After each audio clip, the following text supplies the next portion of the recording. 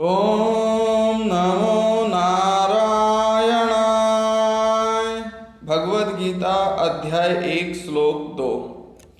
संजय उवाच दृष्ट्वा तु पाण्डवानीकं व्यूढं दुर्योधनस्था आचार्यम् उपसंगम्य राजा वचनम् अब्रवीत्।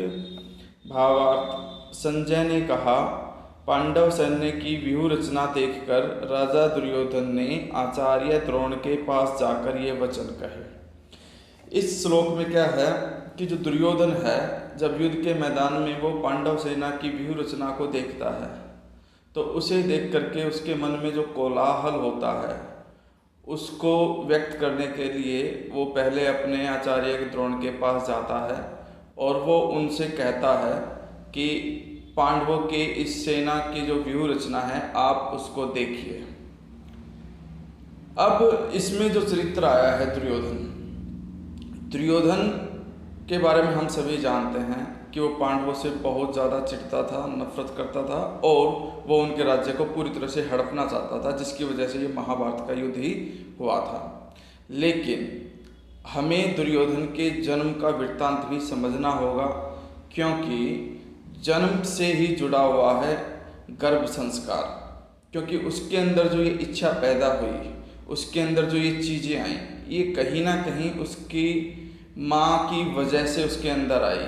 क्योंकि जब वो गर्भ में था, यानी कि उनकी जब माता जी गांधारी गर्भवती थी, तो उन्हें लगा कि उनकी जो संतान है वो ज्येष्ठ होगी, यानी कि बड़ी होगी, और बड़ी होने के नाते वो राज्य की उत्तराधिकारी बनेगी।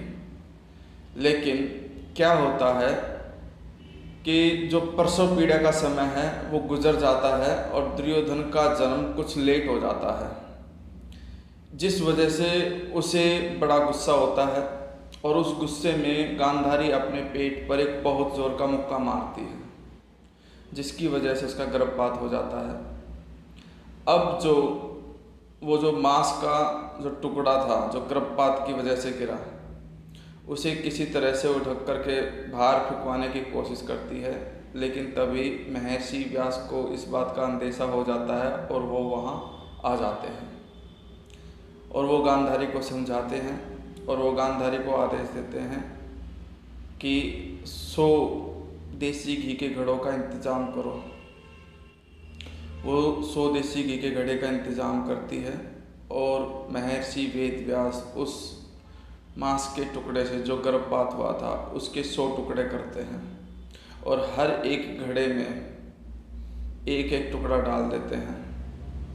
लेकिन फिर जो अंतिम टुकड़ा होता है उसके 2 हिस्से करके एक देसी घी का घड़ा और मंगाता है और उसके अंदर उस एक टुकड़े को काट करके भी उस घड़े के अंदर डाल देते हैं। तो इस तरह से 101 देसी घी के घड़े वहाँ होते हैं और वो उन सबको अभिमंत्रित करके और कुछ समय के लिए उसको सैन्य सुरक्षा के दम पे छोड़ करके वहाँ से चले जाते हैं।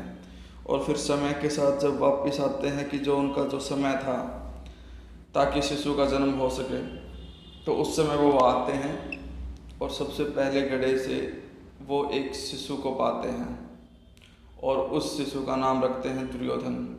लेकिन जब दुर्योधन का जन्म होता है तो कहते हैं कि वो ऐसे रोया था जैसे कि गधा रेंगता हो, वो एक गधे की तरह रोया था।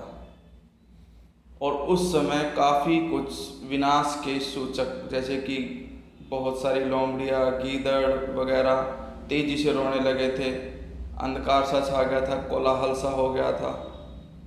इस तरह से एक एक करके घड़े में से 100 पुत्र पैदा हुए और वो जो 101वां घड़ा था उससे दुर्योधन की बहन का जन्म हुआ।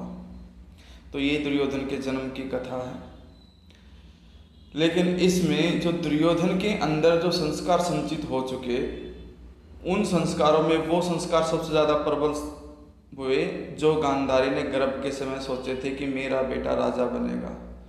और दुर्योधन अंतिम समय तक यही कोशिश करता रहा कि वो ही इस राज्य का उत्तराधिकारी बने और वो इस सिंहासन पर बैठे।